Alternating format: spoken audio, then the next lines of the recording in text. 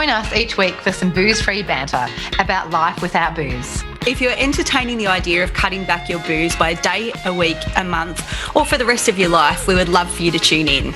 Buckle up and come along for a ride that may just change your life. Just a heads up, some of our conversations we have may be triggering for some. Reach out to your local resource support centre. If you're in Australia, that's Lifeline 131114. Hey everybody, Eric here, your friendly neighborhood podcast producer. Now, I know it's a bit of a shock to hear my voice at the top of an episode rather than me just saying recommendation of the week at the end of the episode, but the girls wanted me to come in and tell you guys this week that similar to a flight, expect a little bit of turbulence with technical issues and microphone glitches and stuff like that. So I've cut around it as best I can, but just know that regardless of that, today's episode is a fantastic listen or watch if you're watching on YouTube. So stay tuned, and I'll cut it back over to the girls here right now. Psst, hey, Maso. Psst, hey, Breeza. Did you know that our partner, Altina, non-alcoholic wine, does not contain any sugar? No way, Jose. I did not know this. I know. Drinking without moderation just gets better and better. Breeza! Meso! How you going, mate? I'm good. Like how we switched it up then. Yeah, as we said, keeping everyone on their toes, keeping us on our toes. We are. Hey, ask me what I'm doing today. Oh, tell me, Breeza, what are you doing today? I'm going to the Red Hot Summer Tour after this recording. Oh. No way. Nat from the Mindful Mocktail, will she be there? Yeah. Oh, Hi, yeah. Nat. That was, yeah. Hi, Nat. Hopefully there'll be no spewing in the back of an Uber. There definitely won't be, I can tell you that. But yeah, it was a bit of a last minute decision. And yeah, going with a group of friends today. Barnsey is headlining. Oh, Barnsey, Yeah, love it. Barnsey. Working class man. Yeah. Yes, that would be sick. And Diesel, he's going to be there. I love it. Cry.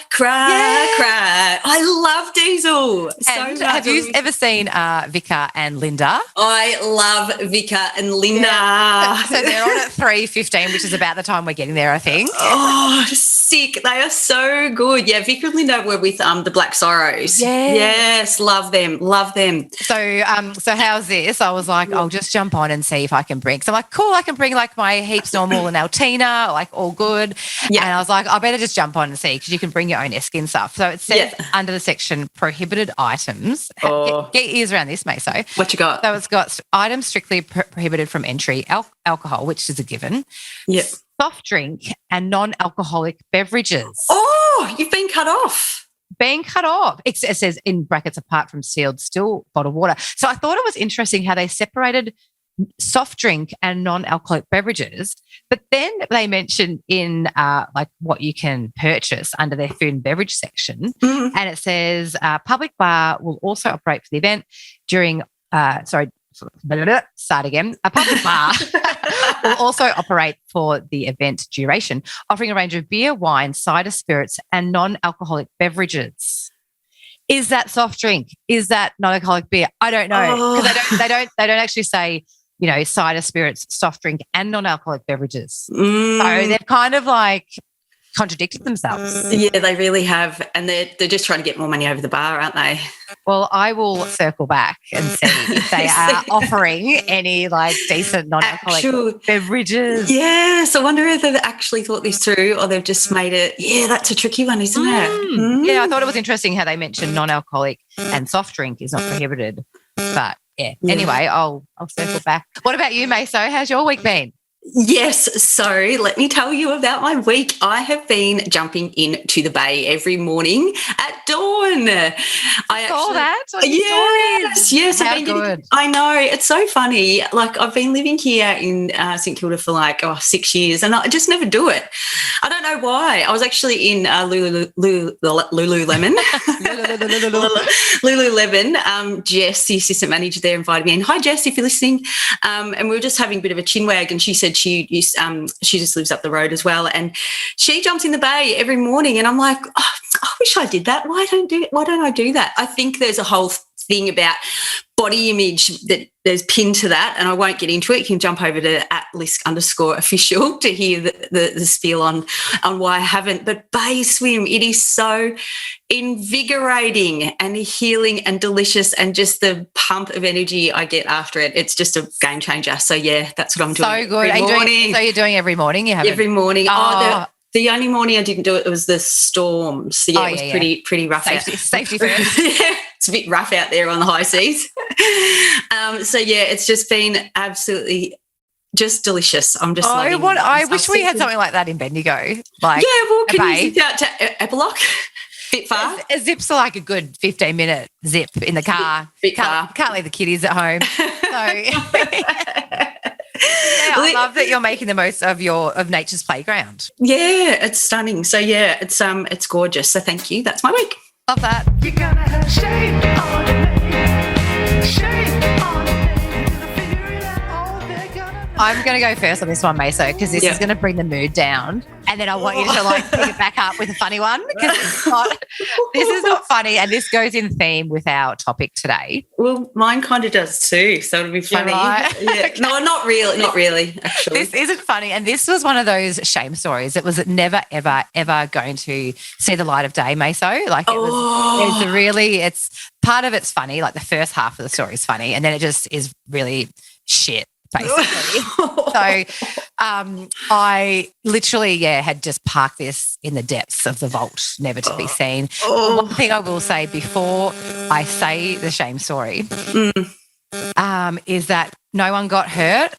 Okay. And clearly it involves my kids based on the topic that we're talking about today. But no one got hurt, no one died, and everything was fine, but bloody hell, it could have been different. Anyway, so buckle up, mate. Buckling up. And I will try and make this as light as possible, but it's yucky. It's a bit hectic. So you know what though, we do love the juicy ones. So well, it's not even juicy; it's just shit house.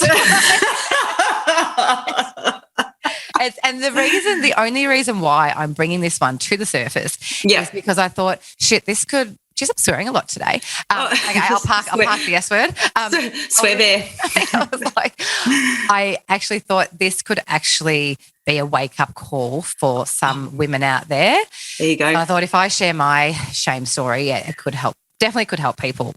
Yeah. Anyway, so it was my daughter she would have been about 5 months at the time, and my son was about 2 years old, and I just moved into a rental, the three of us, and I had been invited to go to, so the local hospital, they have like a foundation that obviously raises money for hospital equipment. So the hospital foundation was having a ball, their annual ball, and I got invited by a couple of friends, and I was like, yep, great. I hadn't been out socialising for goodness knows how long, and as you know, Maso, I love a bit of socialising, and so I was like, this will be great. You know, there's lots of business people that would be there that I hadn't seen for a long time, so I was like, be a great way to, say hello to everyone that I've missed for the last, 18 months or so. So I got a babysitter and off I went, and there was no stopping me. Oh, straight from the get-go, I was on the Shiraz. Oh, straight up. Yeah, because it was a winter. I reckon it would have been September-ish. So it was, and this is going back 7 years ago. So yeah, it would have been winter. So I was like hooking into the red wine, loving life. And my friends who I was with, one was driving, and they were a couple. She was driving, and he was just sort of kicking around, networking and stuff. But no, Breeza, I was on the D floor on my own, just like running amok, saying, just like being a pest, darting out the side, scumming darts off people, and having darts out the side of the venue. And then I remember leaving, and this bit's kind of funny. I remember leaving. I couldn't walk straight. Like my ankle was just like kinked over, and I was like a demented magpie kind of thing, trying to walk. And I remember vividly trying to go, my brain knows what it wants to do, but my body was just not responding. So I'm kind of like just all over the shop, kind of on three, like 1 foot and 2 hands trying to walk. And so they'd get home, relieve the babysitter. It was my friend's mum who was babysitting. So relieve her, and that's the end of the night for Breeza. There's nothing else that I remember of the whole night. So then I wake up, and I was still breastfeeding at this time. My daughter was 5 months. So I wake up the next morning, and I look over in my bed, and my 5-month-old daughter is in my bed. She can't bloody walk. No, she's not getting out of the cot and joining me. And my tits are out. So I looked at her and my heart just started, it was already racing. It started racing even more. I remember I gave her a poke. Sorry. Don't laugh, mate. Sorry, I'm going to shut you up because I was like, shit, have I rolled over on her and squashed her? Yeah. That was my first thought, is like, shit. So I poked her enough to stir her, and she did. Yeah. So I was like, okay, good. And then the second thought was, bloody hell, did I breastfeed her last night? And I don't know, Maso. I don't know if I did. Like, I've had a skinful of piss, Yeah. and I know my boobs would have been about to explode. Yeah. So I was like, shit, have I breastfed her? Don't know. Don't know. I feel like I did, but I don't know to this day. And I was so ashamed of putting my baby in danger. I literally put her life at risk on that occasion, and it was really hard the next day to sit with that. And I know the whole next day I was no good, because I was just like, I kept going, shit, what happens if I rolled over in the middle of the night? What happens if, like, the breast milk was, it was obviously full of, she had a lovely drop of Shiraz. But like, what happens if, what happens if I had that much, booze running through my breast milk that it poisoned her? Like, just all these worst case scenarios, Maso, went through my head. Thankfully, she was fine. Thankfully, she was okay. But it happens. It does happen. Parents who have, drug-induced or alcohol-induced sleep, and they roll over their kids, and just awful, yucky. And I'm sorry to bring the mood down. I'm sorry to turn off the laughing. I know. I still can't laugh at it, mate. Like, I still can't, because it's a really hard for me to accept that that's what I did. Yeah, and I wasn't laughing at that. It was when you said gave her a poke, like that whole, because I've got the vision. I know you do. And so it was just that. And you're good. You did pull it up, because I quite often laugh at which I love that you do that, though. When something makes me nervous or it's really uncomfortable, I'll just laugh. Really inappropriate times. I know you do that, and I love that you do that, but don't do it at me. Not today. Not today. But I suppose the humour that you bring does make it an easier story to tell, because you're not going, oh my God, what a bad mum. Like, you do like the mood, Maso. So I do appreciate that. Thank you. Thanks, mate. Sorry that I didn't get real serious about it, though, but I am serious about it. Sorry. After we pass through the let's not laugh about it phase, it is. And I think there's many a story, and I have no doubt that you sharing that will have definitely made other people listening now just go, yep, I've done exactly the same thing. And fortunately, like you said, for you, it was a non-event. There was no injuries, no one was hurt, but there has been many a case where it's been catastrophic. Yeah. Thank you for sharing, Breeza. I know that's obviously really, really difficult for you to own it and put it out to the world. And essentially it's helping others to go, yep. And it's a wake-up call. Yeah. It makes you go, Jesus, like, this is another example of booze and blackouts and the decisions you make under the influence. And literally wasn't ever going to say anything to anyone, because I was so ashamed. But totally the reason why is because I feel like that potentially is going to help someone out there. 100%, mate. Thank you for that. It's a biggie. Well done for sharing. Thank you. Can you lighten up? Laugh now. Lighten the mood for us, Maso. Okay. I'll take you. Since we're talking about kids, I'm going to talk about when I was a kid. Oh yeah, nice. Yeah, so I haven't really told probably my first boozy story from, and I've found there's a real pattern of the time when we ask our guests when they started drinking. It's all around that 14, 15, 16 mark. It's generally under 15, I reckon. That's the average, isn't it? Yeah, yep. So, do I need to brace myself? Well, I probably haven't ever told this story either, and it's just why would I ever tell this story? And okay, so I was knocking around with the fish and chip shop kids. And one of them had some homemade grappa. Do you know what grappa is? Heard of it? Is it like? Yeah, you go on. I'll tell you. It's his explanation. So grappa has a higher ABV, so alcohol by volume, than wine. Okay. You may think it's the same class, but Grappa is actually boozier. So wine has an average ABV of 12%, while Grappa must be between 35 to 60%. Whoa.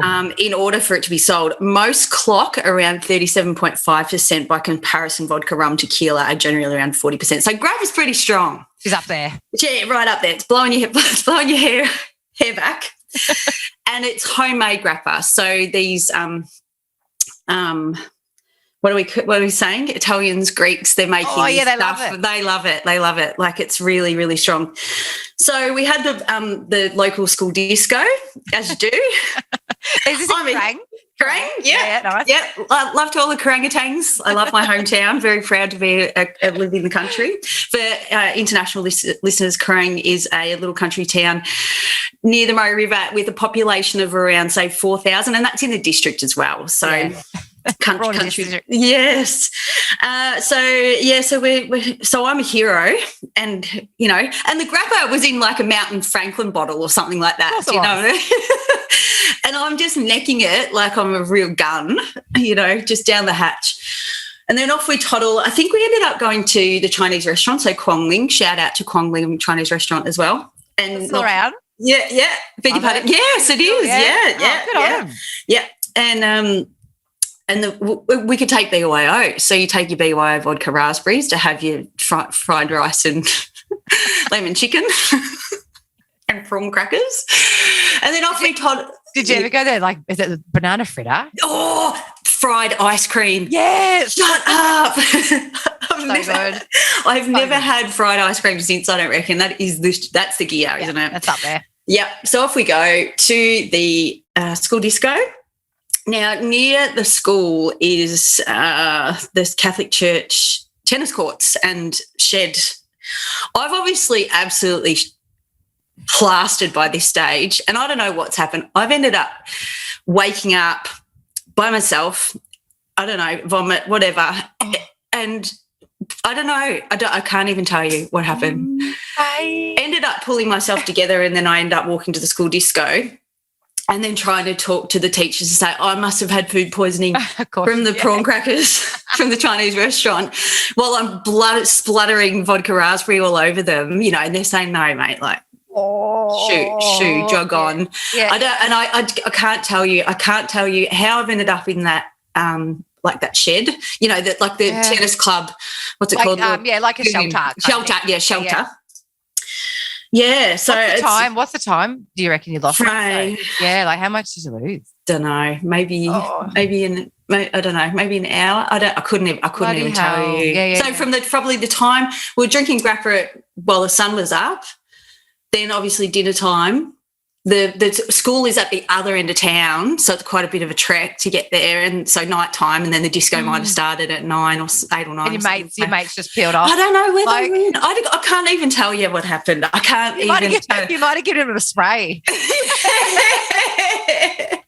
Giving him a spray for how shit their Grappa was.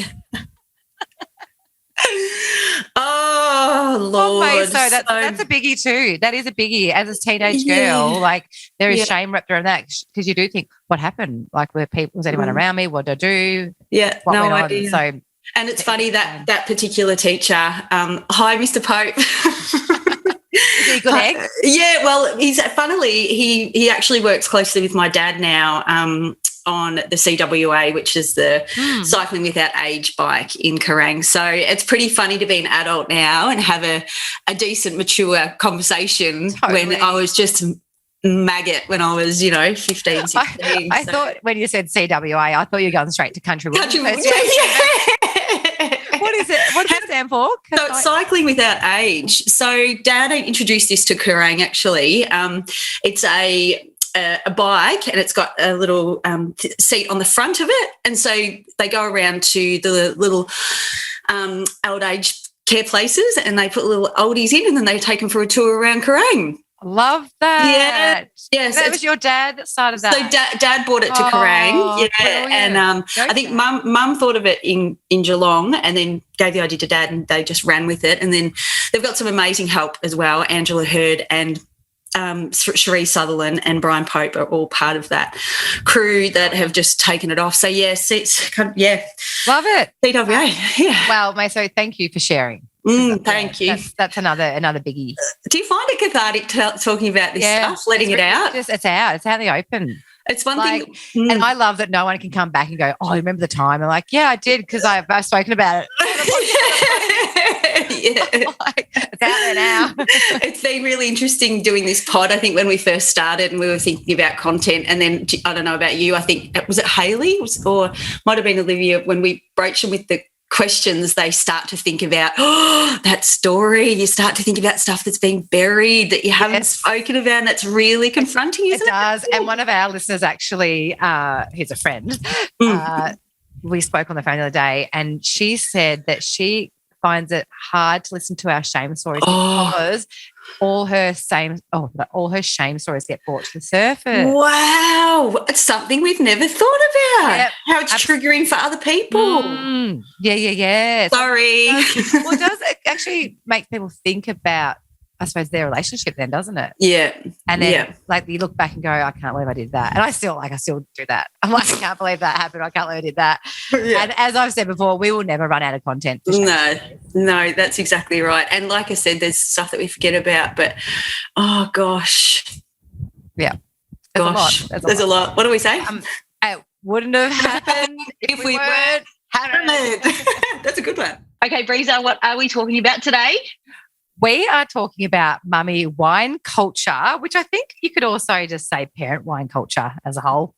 Yeah, just a package deal. And the timing of this episode is obviously the start of school, 2022. You know, kids are going back to school, and approximately 328,000 grade preps are going to be embarking on, primary school for the first time. So that's, some of those parents are first-time parents to school. Some have already got kids in school, but there's a whole new, community that mums are going to be stepping into for the very first time, and that's that whole, school mum culture. I've got to be honest, that actually makes me want to drink. I saw what's her name? Julia. She hosts I'm a Celebrity, Get Me Out of Here. What's her name? Julia Morris. Julia Morris. I saw her at a live show a couple of years ago, and she refers to primary school as the quadrangle of judgment. You step into that quadrangle of judgment, which I'm like, yes. Yes. Oh, Lordy Lord. Well then, Breeza, you're the pro at this. Breeza, you've got 2 kids. I don't personally have any children myself. Steppies I do.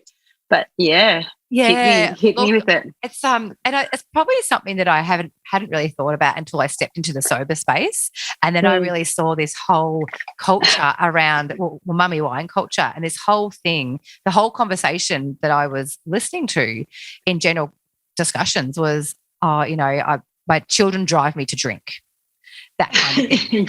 Yeah, right. Yeah. And I actually saw a great meme on IG the other day, and it said, my children are why I choose sobriety, not my excuse to drink. Oh, I was like, that's bucking the trend, isn't it? Though, yeah. Which I could relate to that, because that was one of the reasons. The kids were one of the reasons why I decided to stop drinking, because I wanted to be more present, better mum, all that, not more patient with them. But it is that conversation that we have with our friends. I know I've had it plenty of times. The kids drive you to drink, and I just need to relax. I just want to drink to relax because the kids are driving me insane. Yeah. And in my experience, parenting without booze is so much more, I'm not going to say easier, but you can handle situations a lot easier. It's more fun as well because you're more present in their lives.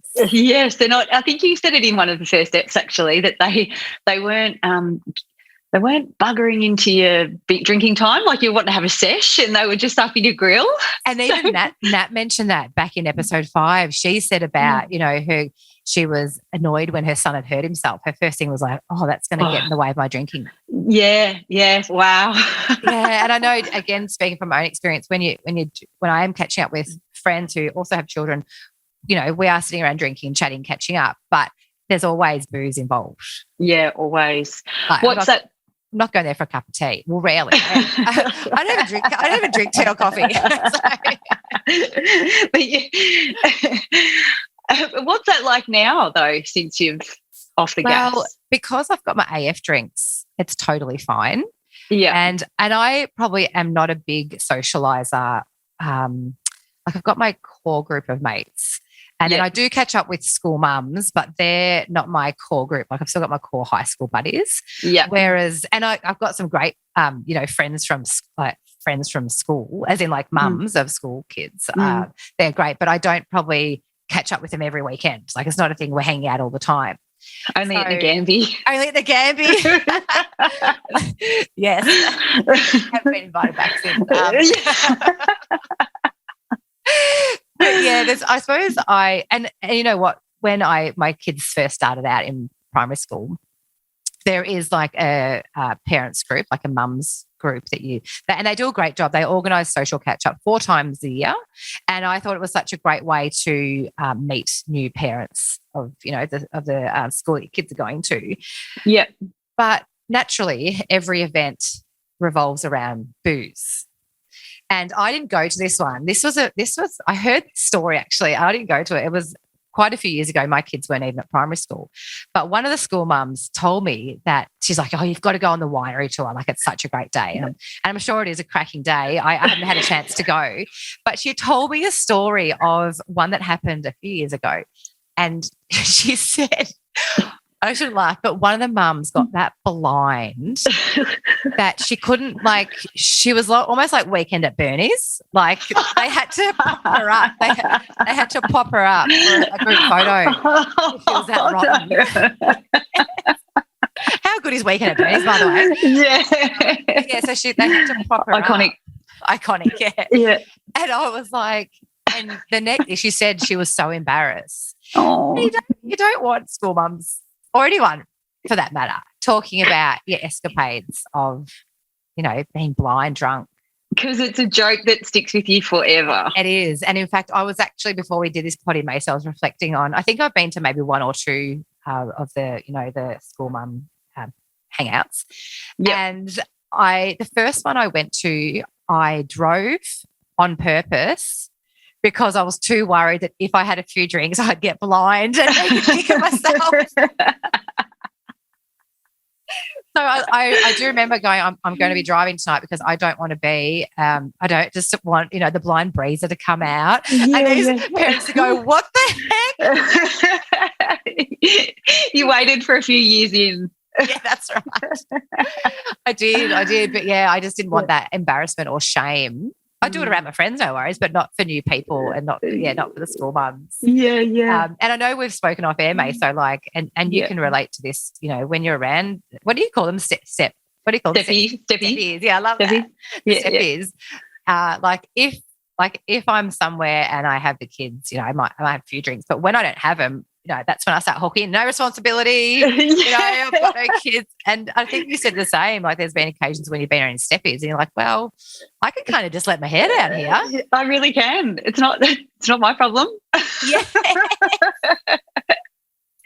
I think the other element too is because, I was a single mum for, golly gosh, I think it was 5 years. So I had every second weekend without the kids. So that, I let off steam every second weekend. It was a hot mess. So when there would come times when I'd catch up with other friends, I'm like, I don't need to get blind drunk because I've had my weekend without kids. Whereas, you friends of mine that didn't have they don't have those 48 hours of just on their own. So, any opportunity if they need to let some steam off, they would. Yeah. So I suppose, I looked at that I could let steam off. And I could do it when my children weren't around. Yeah. Also mindful of, drinking in front of the kids too. Yeah. Yeah. No judgment from them. Yeah. They start to notice. They do. And that was one of my things when one of my kids said to me, oh, are you drunk again, Mum? And I was sober, but they had said, are you drunk again? But Maso, you would see it a lot on social media. Like how many memes float around? How many chats do we have about, mummy wine culture? Yeah, it's loaded. It's loaded with it. And even I found, even working in the fitness industry, and even my friends who have, got kids as well, they're like, times that I've had that sobriety, they would always say to me, "Oh, I'd love to do what you're doing, but I just can't." Like there was just no, they always said they just couldn't not drink. Do you know what I mean? And that's it. The kids drove them to drink. So, they just can't wait to tuck into their wine at the end of the day. It's their reward. It just gives them that spell. I don't know what it's like to be a full-time mum. And I can't imagine how juggling that, it's a lot from what I hear, from what I see. And to have that outlet, I can understand it, but what we don't understand, or what they don't understand, is how much better life is without it. Like you can actually cope better, whereas we think that you cope better with it, but it's actually the other way around. Yeah. And I had a routine going on when so my youngest was just born. So, at home I had a 19-month and a newborn bubby.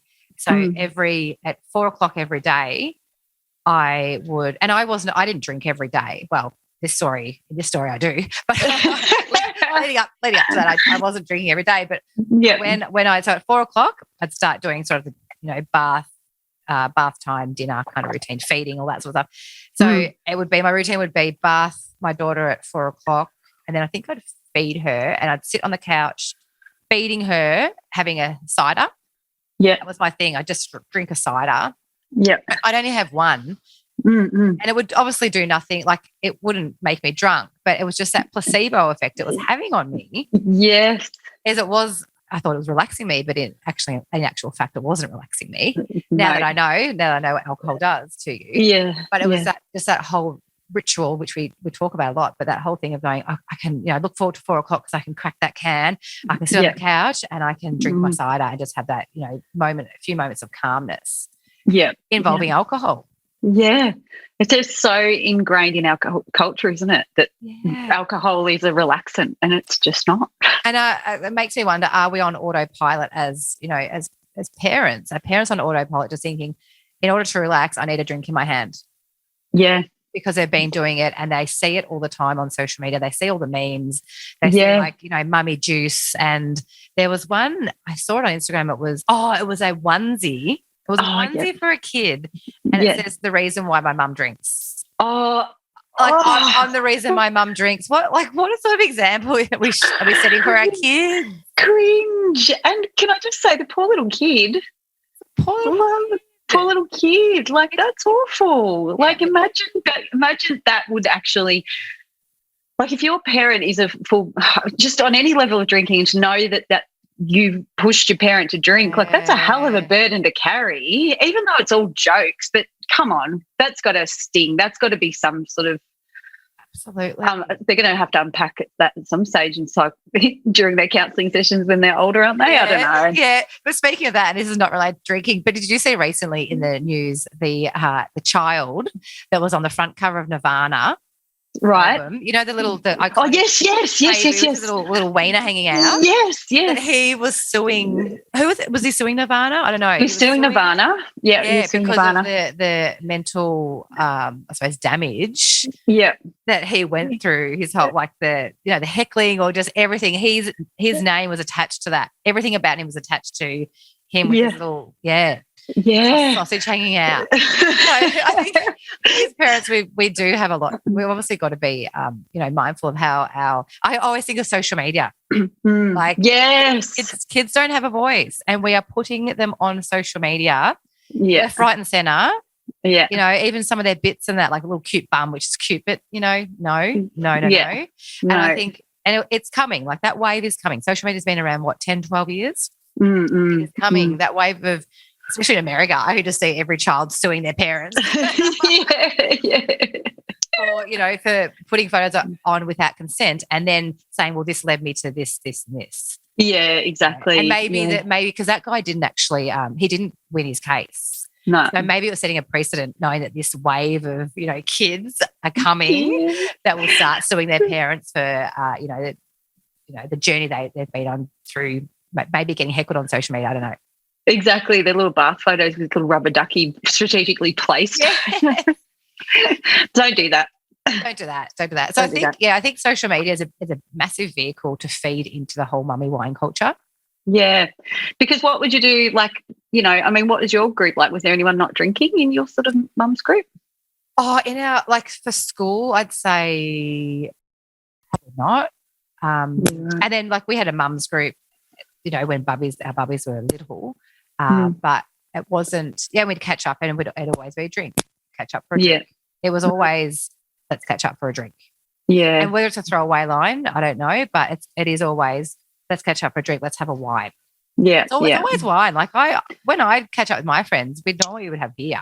But it's always wine. Actually, I read a really interesting fact. I don't know if I've pulled this one out before, but it was comparing sort of drinking over time in Australia, and it's saying that the probably going to butcher this, Maso. I'm here for it. Right. But in a nutshell, it was basically saying beer consumption has gone down. So from the 70s, like big boozy beer culture. So beer drinking has gone down, but wine drinking has gone up. Yes, I think Noddy was talking about that. Was he? Yeah. He mentioned something about that as well. Yeah. Beer and stuff. I think that whole mummy wine culture is we're feeding the beast. We're feeding the beast. And how's this? I actually got my neck is in a twist over this. Oh yeah. I think it was one of the big TV channels. They have like a morning show, and one of the, I don't know if it was a guest or something, but she's a well-known figure. Should I call her out? I don't know. I feel bad calling people out sometimes. Might park it. We'll park it. But she was on, she's been on TV shows. And I don't know the context of the conversation, but she said, I tell you what's good on Weet-Bix. Oh, no, I tell you what's good to try on Weet-Bix. Wine. Don't. Yeah. And she's like, wine is good to try on Weet-Bix just to, get you through the day. Oh, and no. I'll have to find it and share it to me. So but it was interesting, the response from the other journos, I suppose, or what do I call them? Journos? Hosts? Hosts, yeah, we'll call them hosts, yeah. They were kind of going, oh, God, did she just say that? Like they weren't on board high-fiving at all. No. There was sort of a bit of radio silence there. Oh, orcs. And she sort of had to dig herself out. But I'm like, well, that's a good response. But just don't go there. Yeah. Just don't encourage people to put wine on their Weet-Bix. No, because people actually will, particularly when you've got a platform and you're saying, I'm doing this. Like someone silly will do that. Not silly, but you tell someone to do something and they will. Yeah. There's a big influencer in America, actually, Maso, and her profile I was aware of her profile because somebody had shared one of her reels on their stories and saying, just don't. And it was she's quite vocal about, drinking to cope with, I don't know how many kids she's got, maybe 3.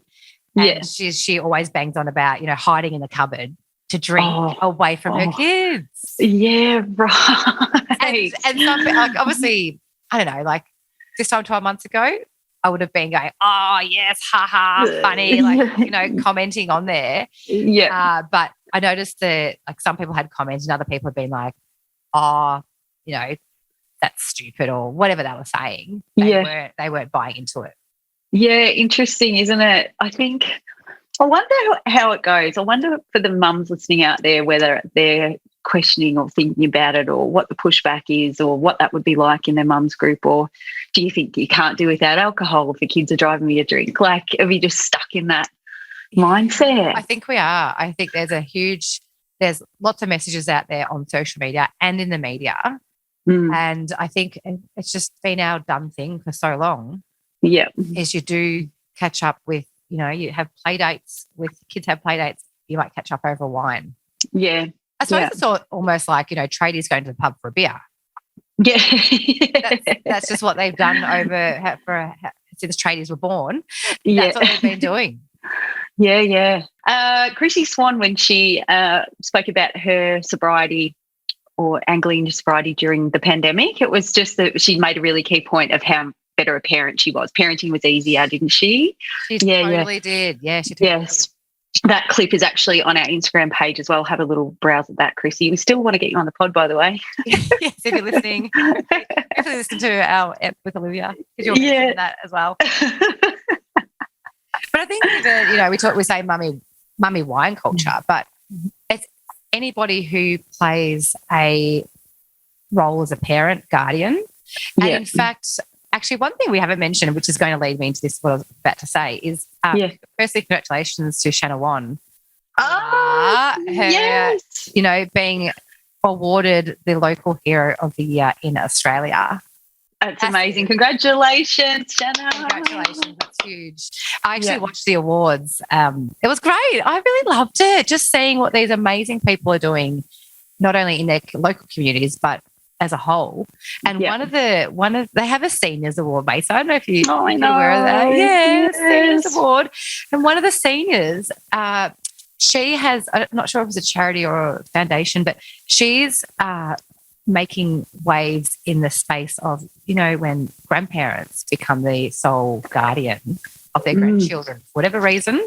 Yeah. They have to then play that parent role. So she really is fighting for, that demographic. Yeah. And I think that's another, grandparents. They've all of a sudden become parents again. All of a sudden become parents again, yeah. Yeah. And in fact, one of the kids that my kids went to childcare with years and years ago, one of their little friends, his grandma was his sole. Oh, bless. Yes. Because his parents I think both had drug addictions. Yeah, right. So, wow. So I used to hang out with the grandma who was a parent at the pool some days. At the pool, and she was going through she'd had some really severe health issues going on. But she had this, 4-year-old boy she was looking after. Oh, shout out to all the grandparents being parents. Absolutely. And I wonder if there's a grandparents, wine culture as well. Yeah. Are they on the sherry? Yeah, on the sherry. But just changing that culture. And that mindset. If you are a parent and you're listening here, do you really need to drink? Yeah. With life and to cope with your parenting. Yeah, try it out. Try not drinking and see what that does. Yeah. And I speak from experience. Parenting when you're hung. I remember one day, Maso, I had been out, don't know where, out on the gas the night before, and then the next day the kids had a party to go to. So I obviously must have had a baby still or something, who knows. But so the next day I'd been vomiting that morning on a Sunday morning. Been vomiting, rolled up to before we got to the party, my daughter had spilled orange juice, and I was just like, I just let it go. It was all over the floor. I just let it go. And they were old enough to go to the pantry and get food for themselves. But I said to them, you can have whatever you want today, whatever you want. They weren't at that age where I could just have a nap. I had to still keep an eye on them, but I was like, go your hardest, kids. Just go nuts. Yeah, go nuts. Just not being there for them. And that's what booze does. Yeah, because you're too busy being boozy. Too busy being boozy and then being cooked the next day. Yeah, and they're ruining your vibe. Yeah. Do you want me to tell you what it's like being a steppy on the gas? Well, you spoke about it. Who said it at the start? The judgmental. Oh, Julia Morris. Oh, Julia Morris talking about, and I was like, yes, that's exactly what it's like. When you are the girlfriend, the new girlfriend that's come in, you do feel really judged, super judged. Yeah. Judged by who, Maso? Judged by the other parents, by, the kids' parents at school going, oh, that's a new girlfriend, that's the stepmum. Or the kids will come up and go, who's that lady? And the kids will go, oh, that's Dad's girlfriend, or that's Dad's, stepmum, whatever. Dad's stepmum. Mixing things right up. I think it's I found it true, and this is just my sort of story a little bit. I'll touch on, but I know for a lot of step parents, they've got an amazing relationship as well, which is so good. But for me, it made me go, what's my role? Where do I fit here? You never quite fit in, and you kind of just there you go, yeah, right, and it drove me to drink. Truly, well, it didn't drive me to drink at all. That was everything of my decision. I was always drinking anyway, but it was you drank to cope, work through those emotions. Yeah, exactly, exactly right. And because you just sort of never quite in it. You know what I mean? You're always you're just sort of always on the outer, and so you always wanted to get in there. You always wanted to get in and be part of the raising process and sort of chiming in and trying to give you a little bit. But any time I did, I would get shut down. I'd get in trouble for it. So you just had to keep your mouth shut, and it's so hard to keep your mouth shut. So fill your mouth with booze, you know. Yeah. Really, really, really difficult situation. Actually, I actually heard this phrase, I don't know, 12 months ago. I love it. Yeah. And I hope this doesn't offend anyone, but it's I'm instantly offended. I'm instantly offended. no, and I'll put context behind it after I say it. But it's step parent, step back. Wow, I've never heard that. Yep. And so, because I kind of flip in and out of both roles, and I don't, like, my partner has children, but I don't muscle my way in as a step parent. I sit back as a positive influence. I like to sort of position myself as a positive influence in their life. Yeah. That's just my personal choice. Yeah, I don't know. But yeah, step parent, step back, I thought is a great thing for some people to listen to.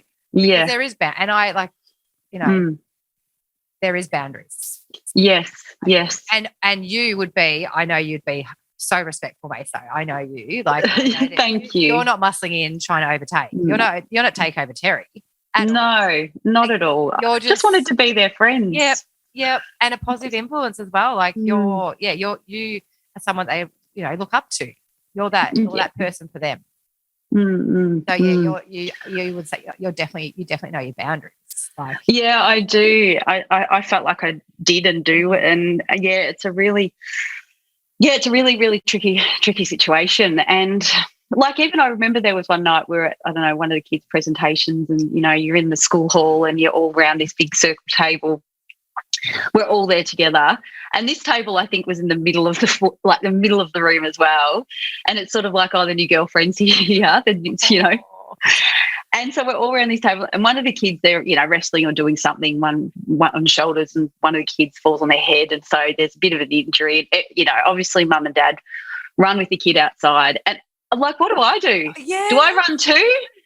And get around it? No, I'll just remain seated. Like, do you know what I mean? Do I run in and be involved, or do I stand back and they might think I don't want to be involved either? Yeah. So it was so awkward, because I'm like, no, like I can't.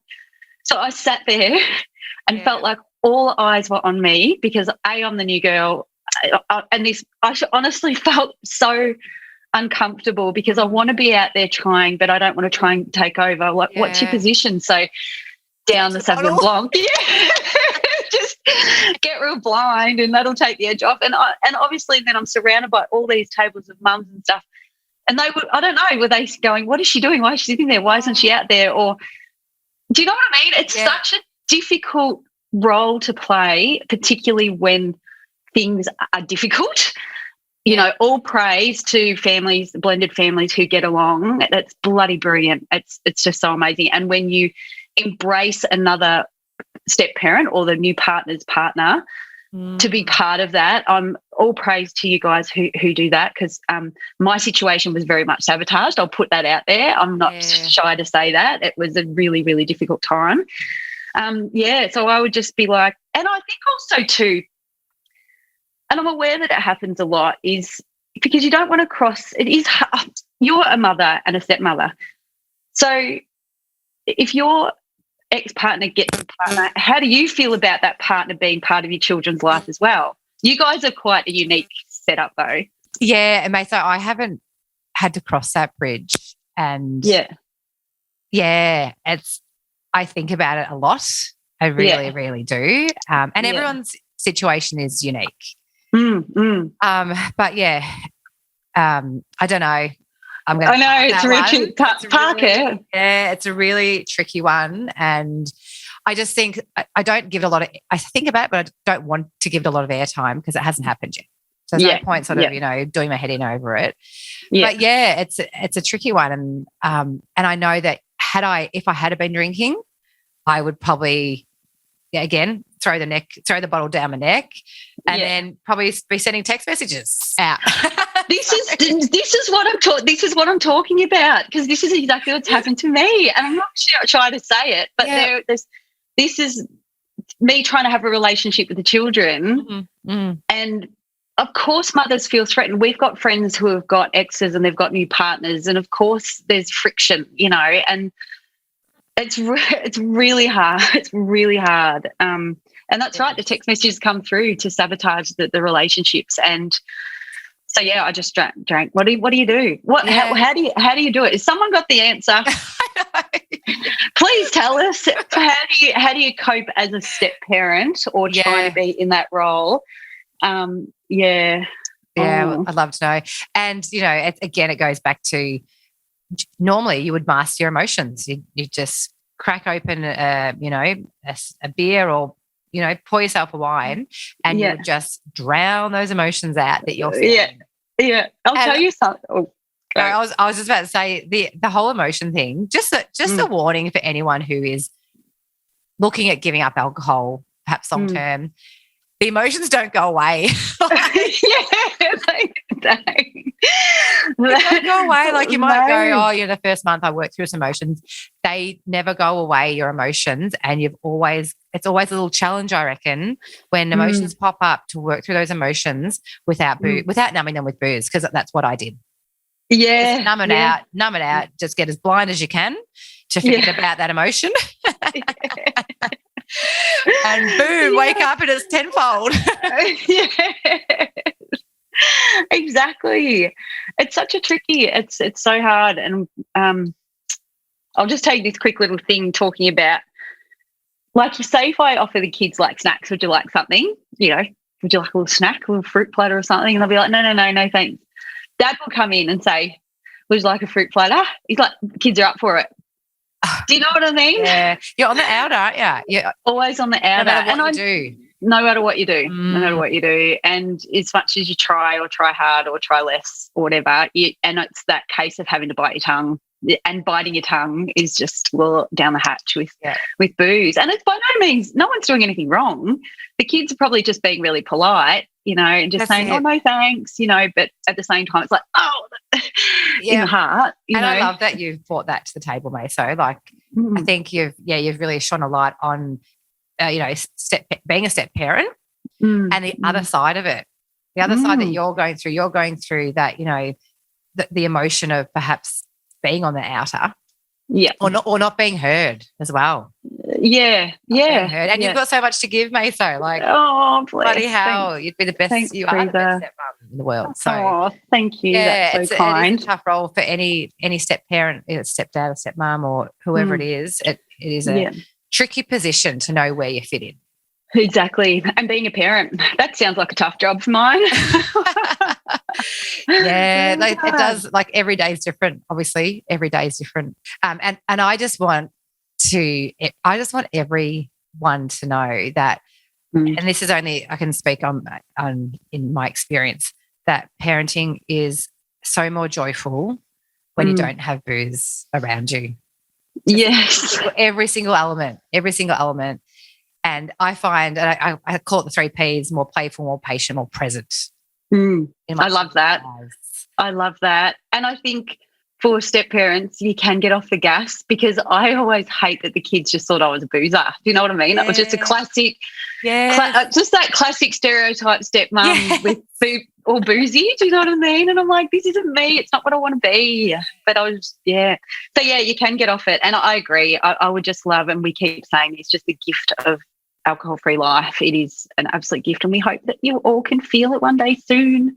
Give it a try. Give it a shot. Takes regret, you can't forget. Cellular memory deficit.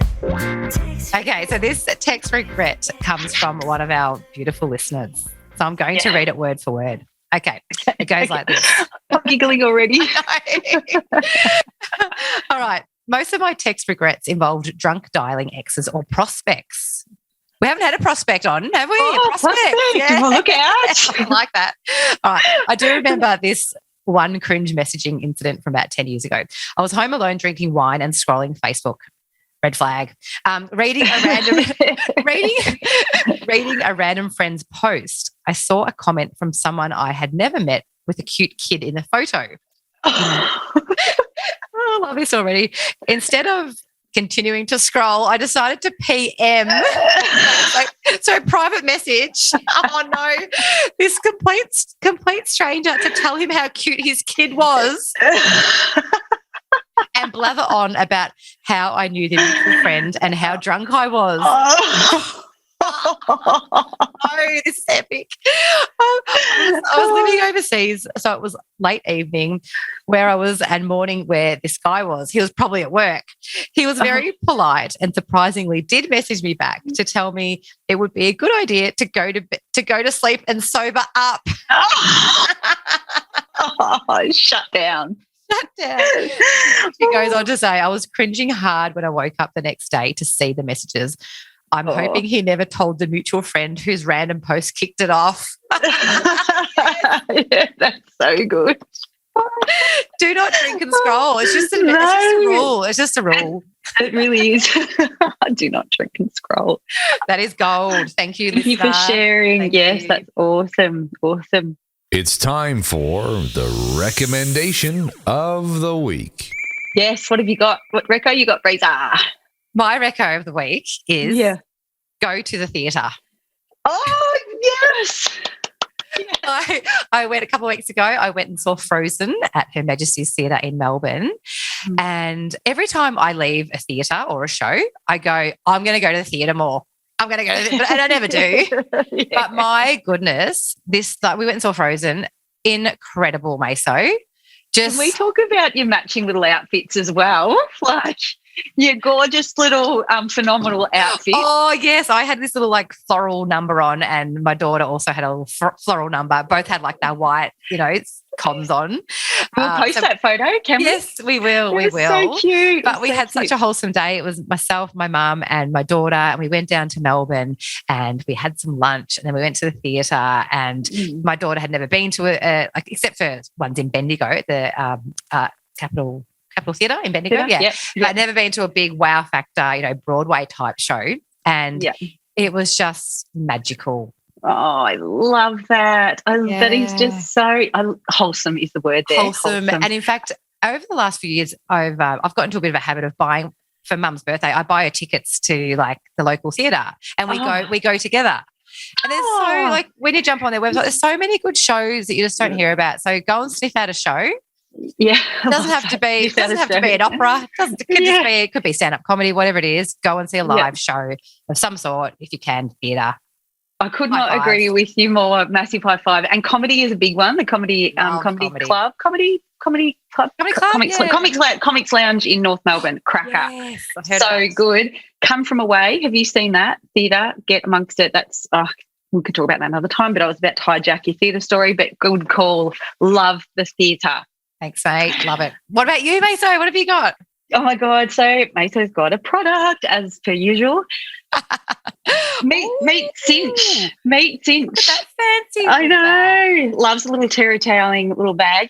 Cinch is skincare and we've teamed up. So all the information will be on _official. But do you love it? Like really quick skincare regime.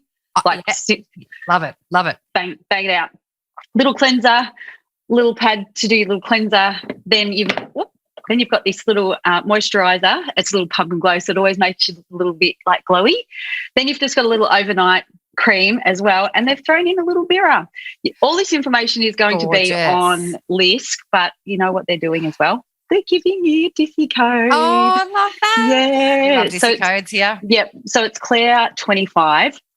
But you need to also know this is cruelty-free and vegan, which is all about everything I'm about. So Cinch Skin, loving working with you guys. Can't wait for everyone to try it because I love a really simple skin regime, don't you reckon? And my skin's really sensitive as well. So this stuff is just so gentle on my skin, but I've really noticed a difference. My skin just drank it up. And you're glowing. You are, Thank Maso. you. You glow on.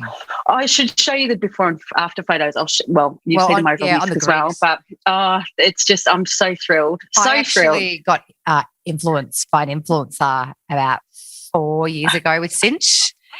Did you? Yeah, they had this cool spray. I don't know if they've still got it in their range. It's a spray that you spray on your face. And Yes. it's just a bit of a glow and zap. And Yes. banging products. Absolutely banging Yes. products. Love They it. really do, and they still do No have cinch. that. One of our friends bought some the other day, but yeah, I love it. Little And how pink, do you that's right spell up it? your How do alley. you spell it, Maso? Cinch. Cinch, cool name too. Cinch, I know, so good. Easy peasy. All right. Yes, thanks, Maso. We are out of here for another week, and we'll be back in the hot seat next week with another firecracker. Who we got next week, Maso? I can't tell you, can I? Well, no, we've already announced it on our socials. So Okay. if you're a maths fan, if you like maths, Married at First Sight, which is actually back on your TV screens. Yes. So Hayley Vernon is her name, and you'll be so pleasantly surprised. As Breeza said, everything that you know about her from maths, throw it in the bin. Scrap it. Yep. It speaks so well, and we just absolutely love this chat with her. So thank you, Hayley, for coming on board. We can all learn so much from her. So yes, Mate, great to chat to you today. Love it, love it, you love it. too. Take You care. too, Have a mate. good week. You too. Bye. This podcast is proudly produced by our audio engineer, music extraordinaire, Eric Ladd. We love you, Eric.